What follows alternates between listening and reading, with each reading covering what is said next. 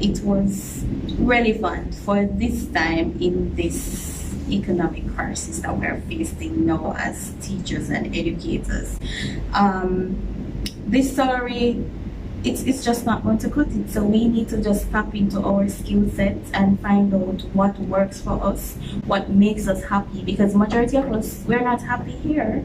This is not our safe place. We're just doing this because, as Mrs. Wing said, we're sure for our salary at the end of the month. But we need something to give ourselves, to give our all, something that will make us happy, something that when we do it, we don't feel as if we're working, even though we're making a lot of money from it. And you really captivate us and you really inspired me. So yes, this presentation was really fun.